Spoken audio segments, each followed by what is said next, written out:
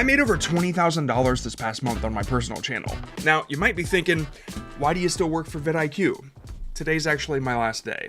But before I go, I want to show you how much shorts can make now that YouTube changed how the shorts views are counted. And then at the end of this video, I want to give you my mega viral shorts formula that I hate the name, but this formula does work. And hopefully you can just copy it and make the same amount of money. Okay, let's go ahead and start with 1 million views, and then we'll work our way up to the biggest video.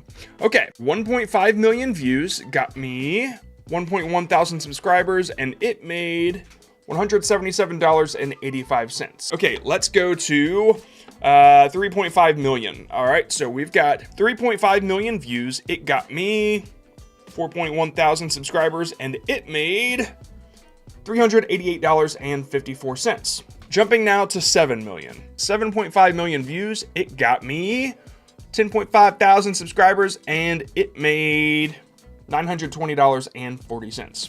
Definitely better. All right, let's check out 8 million. Now, this one's a curveball. 8.3 million views. It got me 5.3 thousand subscribers, and it made $856.06.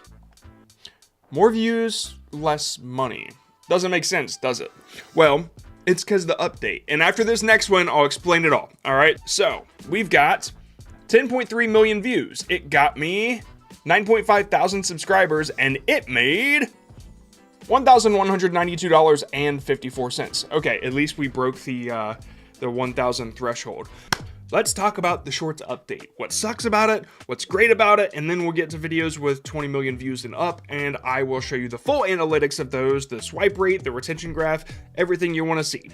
Okay, here I've got 2 videos, both around 15 million views, and one hit its stride before the update, and one went viral after the update, so we can actually measure the difference that this update made. So here's a side-by-side, okay? On the left, we have the one before the update, and on the right, we have the one after the update. You can see that the one after the update got more subscribers, and then it got less money. And these differences are kind of negligible because you're gonna have that amount of difference between all of your shorts, okay? There's always that little bit of leeway. But here is where the update made the biggest change. In the engagement tab, compared to 14.8, this actually got 13.3 million views. And then compared to 14.9, this one's after the update, in the engagement, it only got 9.6 million views. Why does this matter? Well, YouTube only pays you for engaged views. So wait, YouTube is showing more views but not paying for more views? Correct. It's kind of a bummer, but there's also really good news here. Here's the good news. All right, on the left again, we have the one before the update, and on the right, we have the one after the update. If you go into the revenue tab and you scroll down on one before the update, you'll see that my RPM was 16 cents, which is how much I got paid per 1,000 views. But for the one after the update, if you scroll over there, you'll see 20 cents. Now, my average before the update was actually between 9 and 16 cents, and now my average is between 20 and 25 cents. It doesn't seem like a lot with that 4-cent increase, but over millions of views, it is a lot. And so, really, the TLDW now is you get paid for less views, but you get paid more for them. But you don't actually get paid for less views. It's just YouTube showing a higher view count than what you're getting paid for. From what I can see, the only thing that actually changed money-wise is you get paid more per view. Let's get back to how much shorts make. We're gonna do one with 20 million, I believe. Yep, 24.2 million views. It got me 24.7 thousand subscribers, and it made $2,853.12. Okay, now we're gonna do double that. Okay, this one got 43 million views. It's my biggest video. It got me 44.4 thousand subscribers, and it made, are you ready for this? $4,779.60. Woo! Okay, if you want to make that much money, let's talk about my mega viral formula. I hate the name. I'm so sorry for the YouTube guru crap, but the fact is it works. All right, before we continue, I'm going to show you all of the analytics of my 2 top performing videos, and I'm just going to show you screen by screen, and you can pause and look at whatever you want to.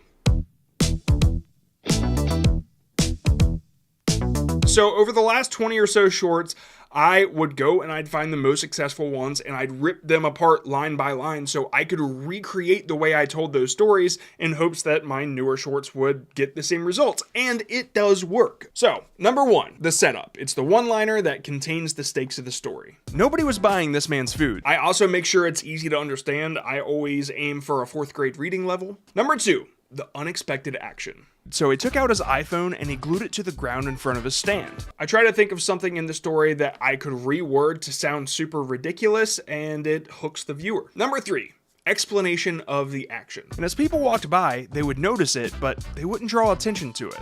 Instead, they would stand over it and order some food. And once the man turned around to get their order ready, they would pretend to drop something, go to pick it up, and they'd try to pick up the iPhone as well. Only, it wouldn't budge. And during that, I try to create tension and escalate the story. Number 4, it could be a climax, it could be a twist, it can be a punchline. So awkwardly, they'd stand back up only to be met with the food that they now have to pay for. Just whatever makes the viewer go, whoa. That's the whoa moment, I call it. And then finally, number 5, you can take it or leave it, but it's the call to action. Ridiculous or genius?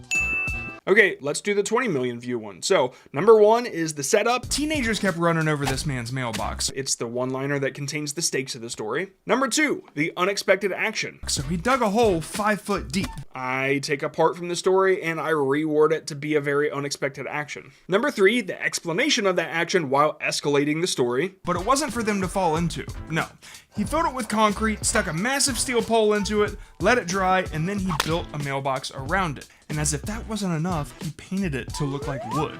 Number 4, climax, twist, or punchline. The next morning, he goes outside and the mailbox is still standing. And right next to it, a brand new bumper. And number 5, the call to action. Did he go too far or not far enough? Now that I'm leaving vidIQ, I've had a few people ask me, what are you gonna do now? You just gonna do shorts forever? If you approach the world of content creation with the forever mindset, you're gonna have a terrible time. Nothing in this business lasts forever. The only constant is change, and you need to learn to go with the flow. Imagine people on Vine back in the day doing these 7-second clips, and somebody's like, you just gonna do Vine forever? And Logan Paul's like, yeah, you're right, I better quit.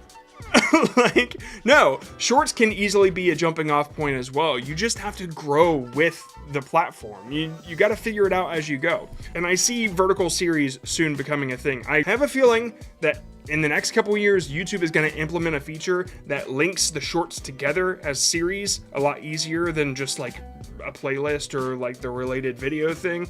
I think that there's going to be something because Real Short is huge. All the alternatives are huge.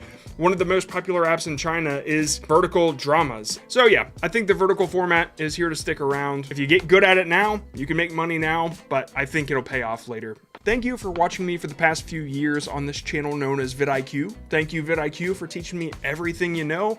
If you're curious about how all this started, I'd recommend checking out this video right here. It is the story of how I got the job, and it's the first video I ever uploaded on the channel.